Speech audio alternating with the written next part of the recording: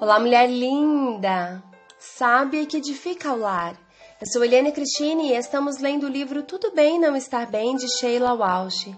Essa leitura foi autorizada. Para a aquisição do livro, entre em contato com a editora Thomas Nelson. Leitura número 9. Mude seu modo de pensar. Pai, eu oro pela amiga que me ouve. Pai, que possamos confiar em teu propósito e descansar sobre os teus braços. Que qualquer circunstância seja vista pela fé como passageira e que o Senhor estará conosco no início, no meio e no fim. Afinal, o Senhor nunca nos abandona. Eu oro em nome de Jesus. Amém.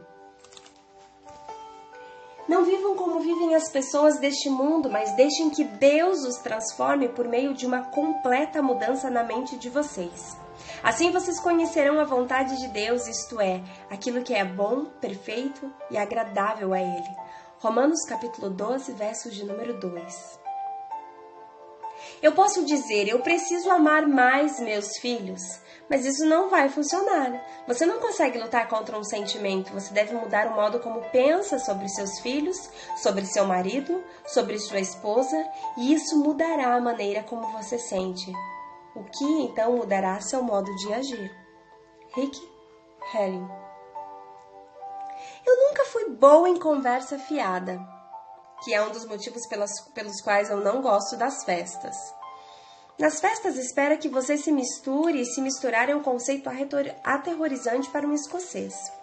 Nós tendemos a ser um pouco reservados, assim ter uma conversa educada com um estranho, enquanto se está preso em um canto com um espetinho de frango, é o suficiente para nos encher de urticárias. Durante algum tempo, porém, havia mais do que uma simples reticência cultural. Eu não tinha confiança em quem eu era entre uma multidão de pessoas desconhecidas. Pode soar estranho se você considerar que eu passo um bom tempo no palco ou na televisão, mas esses são papéis com os quais fico confortável. Eu sei o que se espera de mim.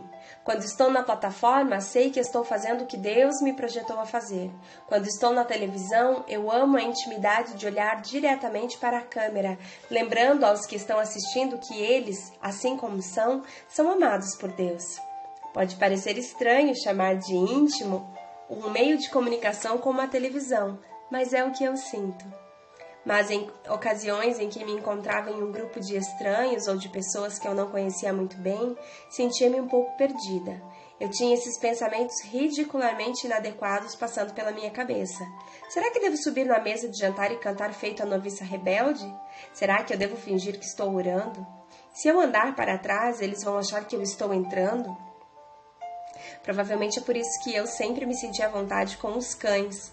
Você pode se abaixar até eles, coçar-lhe as orelhas e eles vão ficar felizes. É tudo o que eles esperam e vão abanar o rabo para provar isso. Agora não me entenda mal. Eu não ficava reclusa, eu me sentia confortável com amigos íntimos, mas em certas circunstâncias eu tinha dificuldades. Tinha dificuldades por causa do modo como eu me via, como pensava sobre mim mesma. Minha autoimagem e meus pensamentos negativos impactaram por anos minha maneira de viver. Isso afetava a minha escolha nos lugares a quem eu ia e dos lugares que evitava. Em 2012, fui convidada a falar em uma conferência em Londres. A conferência estava sendo promovida pela Hillsong Church, uma igreja mundial e enorme, cuja sede fica em Sydney, na Austrália. Eu estava familiarizada com a incrível música de adoração que eles produziram ao longo dos anos, mas nunca havia conhecido seus pastores sênior, Brian e Bob Houston. Minha única conexão com Hillsong era minha amiga Christian Kane. As outras palestrantes daquele ano na Colors, o nome da conferência da Hillsong para mulheres era Christine. Priscilla Schreier e Bob Houston, eu havia viajado sozinha de Dallas a Londres, mas assim que cheguei, Bob e sua equipe me fizeram sentir muito bem-vinda e amada. Angley acomoda mais de 12.000 pessoas, o que pode ser uma visão bastante intimidante do palco. Mas aquilo que me levou às lágrimas, eu nunca imaginara ver multidões como aquela na Inglaterra. Antes de ir para a América, eu trabalhei como evangelista com a Juventude Britânica para Cristo. Naqueles dias nós lutávamos para conseguir mais do que umas poucas centenas de pessoas em qualquer evento. Então ver milhares de mulheres adorando a Deus juntas foi lindo. Eu amei cada minuto da conferência, mas na última noite, minhas inseguranças vieram à tona. Fomos convidadas depois da conferência para uma festa na casa de um casal inglês. Naquela noite não foram convidadas apenas as palestrantes, mas a equipe de louvor e vários amigos e líderes de Bob que vieram das igrejas de Hillsong pela Europa. Quando todos se reuniram nos bastidores e começaram a amontoar-se em carros, conversando animadamente em suas roupas bonitas de festa, eu pedi licença, murmurando algo sobre uma dor de cabeça, e eu voltei para o hotel. Lembro-me de estar sentada na cama, sentindo-me solitária e um pouco perdida, mas a ideia de ser empurrada para um grupo de pessoas que pareciam medir 1,80 m e usar tamanho P era demais para mim. Eu não me sentia na moda o bastante ou inteligente o bastante. Eu já havia vestido tudo o que levara e não tinha roupa bonita de festa, então eu voltei, pulei fora. Mesmo enquanto penso nisso, sei que ninguém na festa teria se importado com o que eu estaria usando, ou se eu estaria cansada demais para falar e rolaria no chão com o cachorro, o gato ou o hamster. O problema não eram eles, era eu. Era o modo como eu me via, era o modo como eu pensava sobre mim mesma. Ironicamente, naquele fim de semana, eu compartilhara a mensagem sobre ser amado como você é. Eu até havia começado minha primeira mensagem com uma porção da escritura recentemente descoberta por mim. É perfeita para aqueles dias em que seu cabelo não está obedecendo.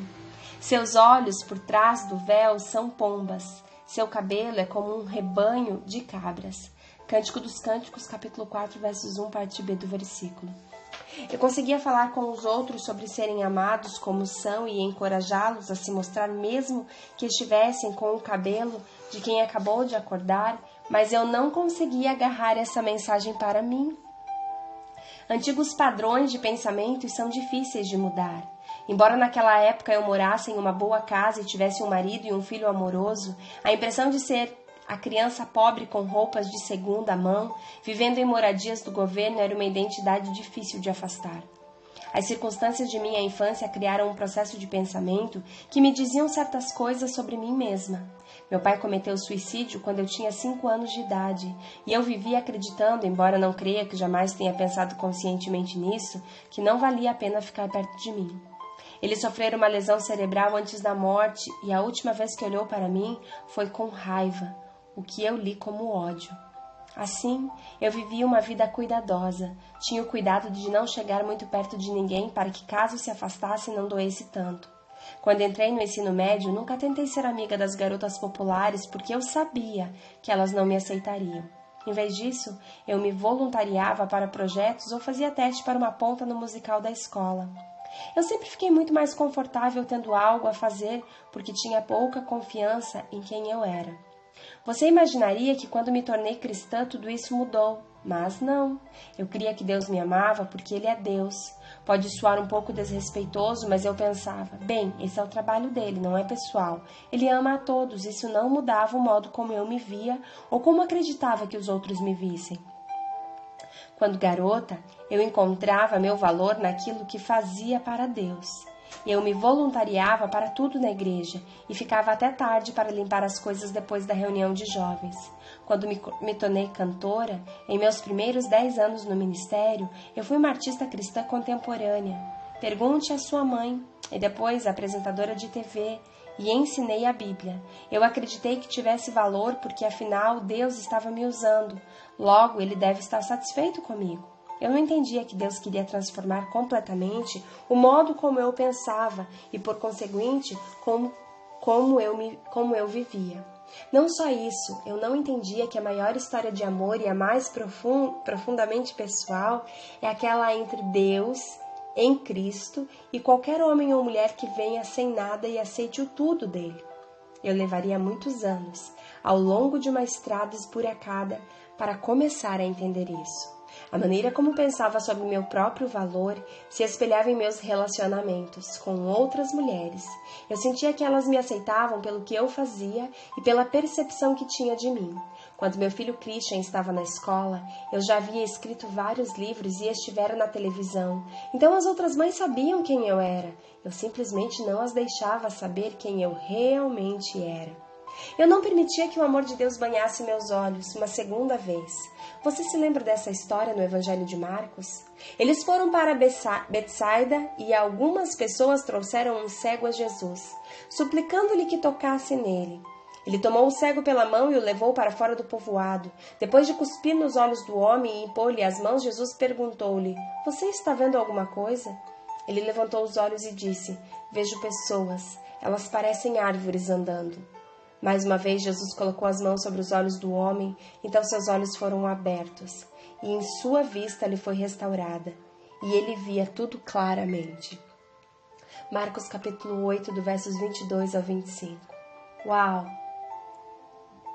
Que o Senhor abençoe no entendimento desse testemunho da autora, e que você possa encontrar esse lugar em Deus de aceitação. O amor de Deus nos constrange a sermos diferentes e a termos nossas vidas transformadas. Um grande beijo, que Deus te abençoe e até o nosso próxima leitura.